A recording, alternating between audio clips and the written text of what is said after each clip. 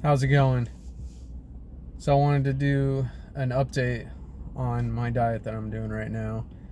And I wanted to talk about changes that I noticed so far, changes I'm making to it this week. I'm now in week 2, day 2, and some of the rationale behind those changes and also the rationale behind the diet in the first place and how I came up with it.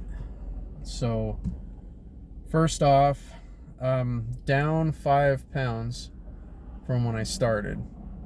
And a couple of those pounds may still be water weight from the big meal before, but if that's the case, they kind of dropped off a little later than usual.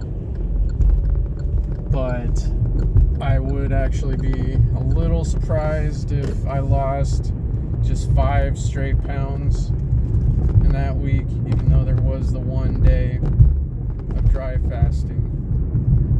But that actually netted about 2 pounds weight loss. And the funny thing is, because people would assume that with dry fasting that, okay, well, some of the weight you lose is just going to be water weight, and that's going to come back as soon as you start eating again. And I thought, that there's probably some truth to that, and I expected to gain some weight back the next day when I went back to day 1, which is all carbs, right? And also it's carbs. Carbs make you gain weight. Carbs make you put on water weight, right? And gain a freaking pound back. So I was 155 the day after the dry fast. I was still 155 the day after my carb day. And I ate at my same just under 1,900 calories. So, go figure. So I think I said before that there wasn't any change in lean mass. And actually there was a change in lean mass. And there's a few caveats that go with that because, well, for one, my body fat percentage has gone down. It was 18.6, I think, when I started this.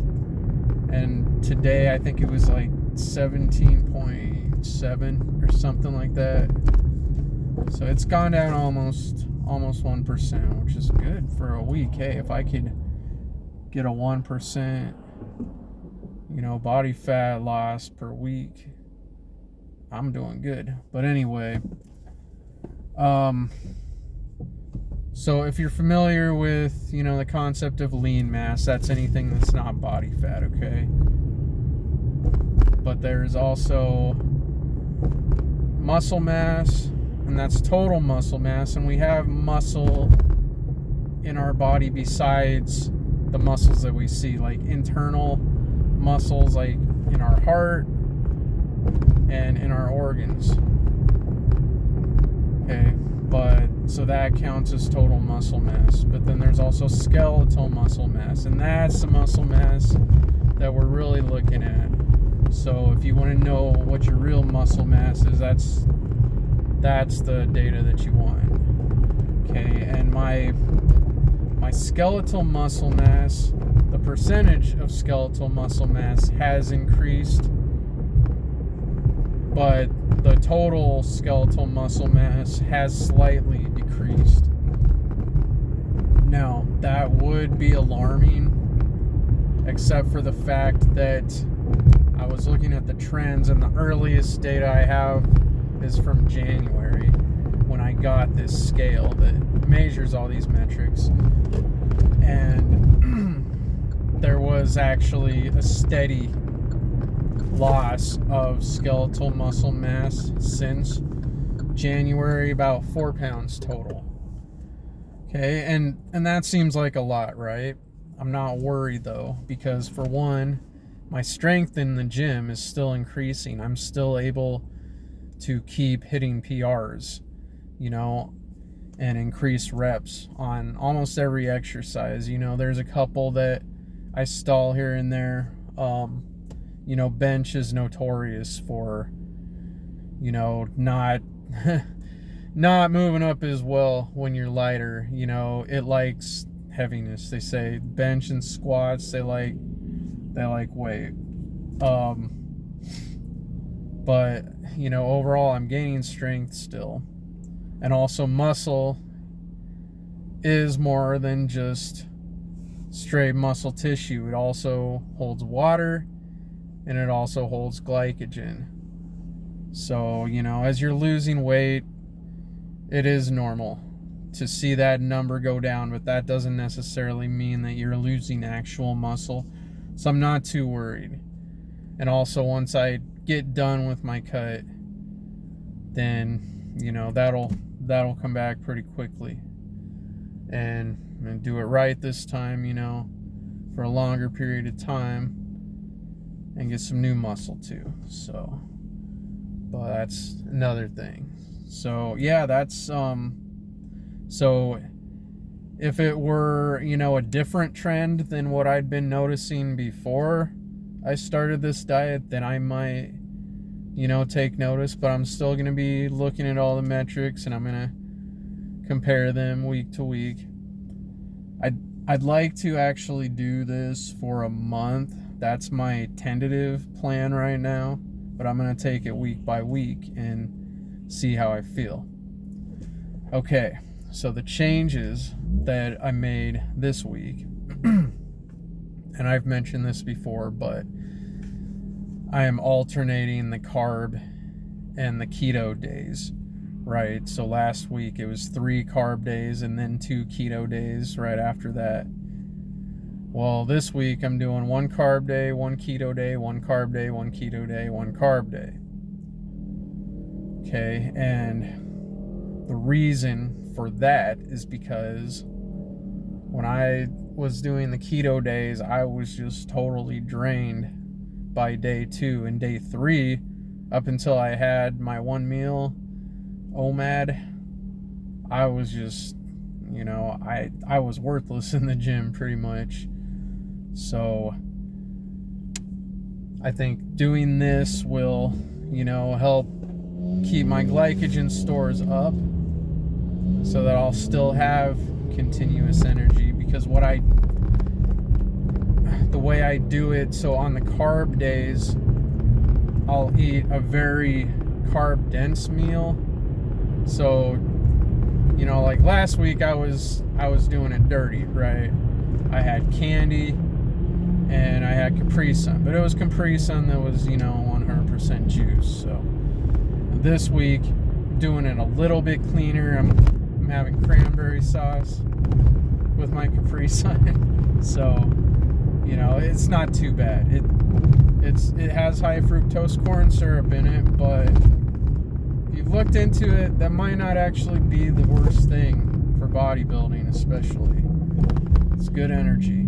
So, especially, before a workout, it's been doing me well.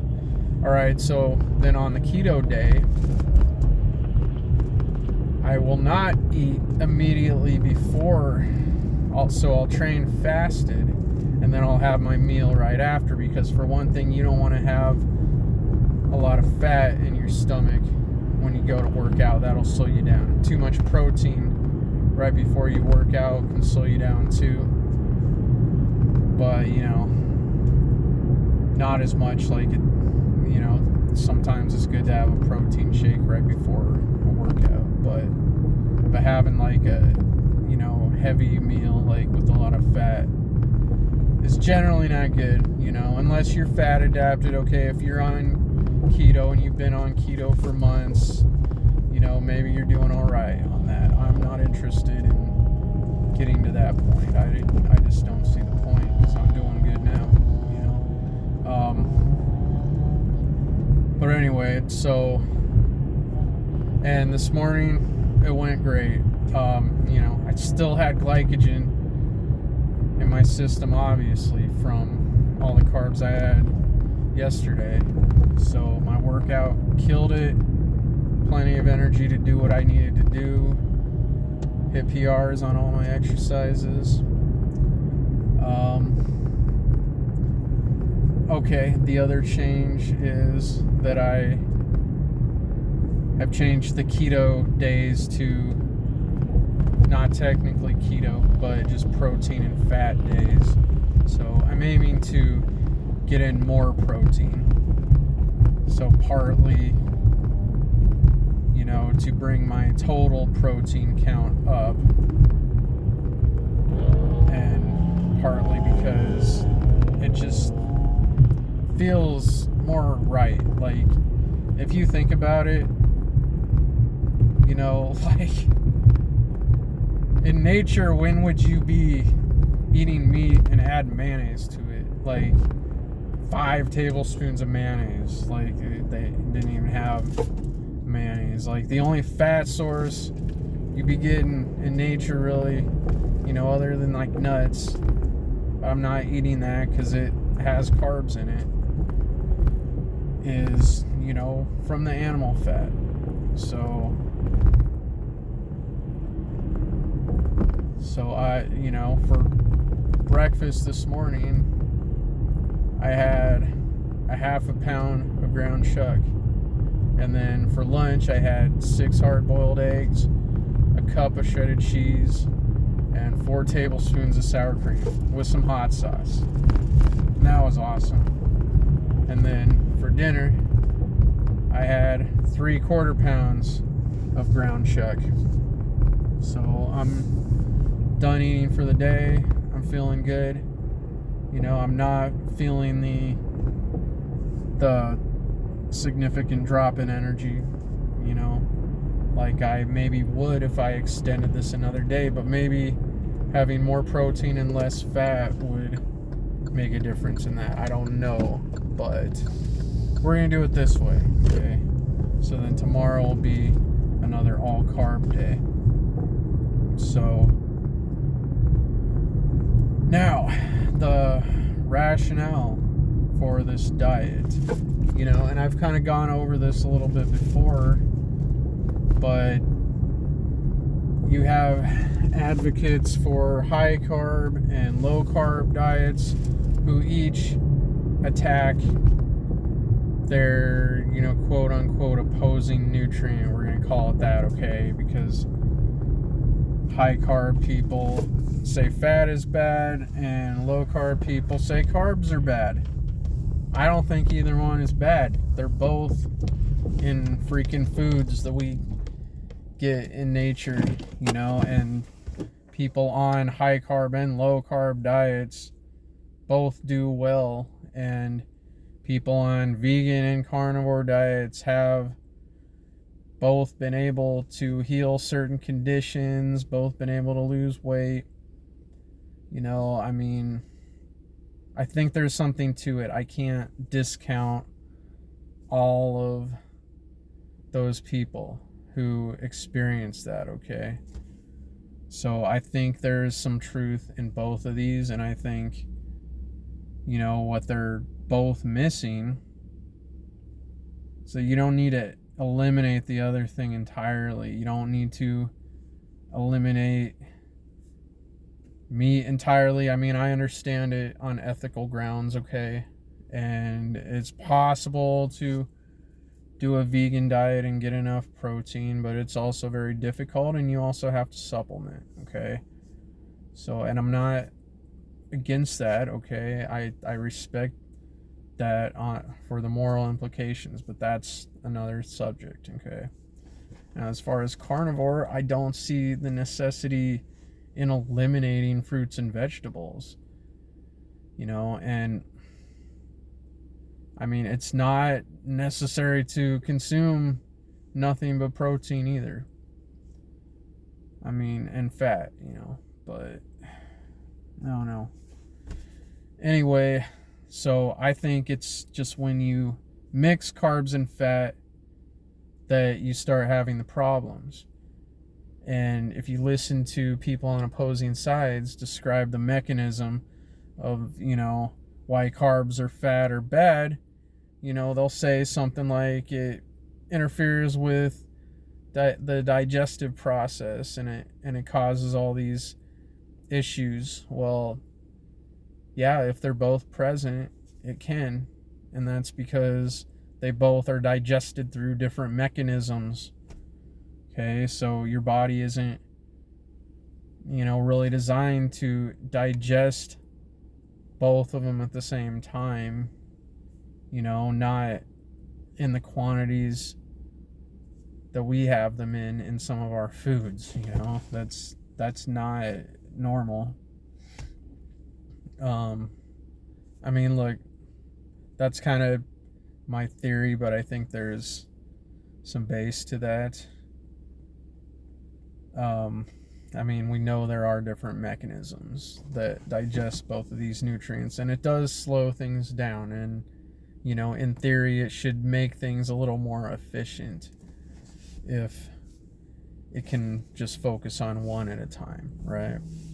Okay, so that's the rationale for that.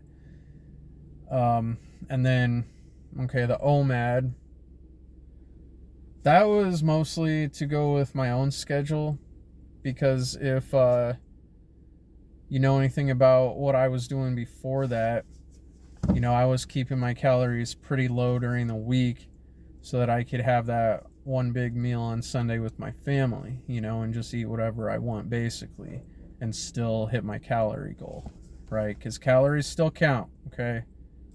So I kind of worked that in, but I'm doing it in the OMAD way, so I have a 2-hour eating window, so the rest of the day I'm fasted basically.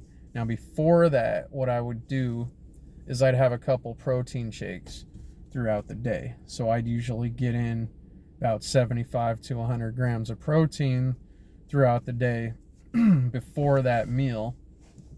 And that was working well, But I'm trying the OMAD, to see if there's any benefit to the additional time fasting, which, before it was right after one of the keto days, and right now it's going to be right after one of the carb days. So I'm not going to be in ketosis during that time. I probably was before. So that, that may kind of mute down some of the benefits there. But it's still whatever, And then the dry fasting. Okay, well, I want to do that for the potential health benefits, which, again, it is a controversial topic because they won't study it in this country. But also because it's just a good way to really, ramp up your weight loss. Just don't eat. Don't eat for a day. Who can't do that, unless you got some kind of medical condition. You can probably handle not eating for a day. If you don't want to do it dry fasted, which I'm not telling anybody to dry fast because I know there can be dangers, okay? But, look into it. But if you don't want to do it dry, drink water, drink coffee if you want. I'm done with the caffeine. Been off the caffeine for a couple weeks now. Feeling good. I like it. Yeah. So anyway, how I came up with this is because I started watching the Snake Diet YouTube channel, which I actually found out about through Uncommon Sense. Theo, he has that channel. It's about holistic bodybuilding. And I started seeing, I'd hear him talking about the Snake Diet. And then I saw the Snake Diet channel, and so I watched it. And he's talking about sugar fasting now, right? And so before that, I never would have thought about doing all carbs for a day. But, he goes into it, and, he's been having people do it.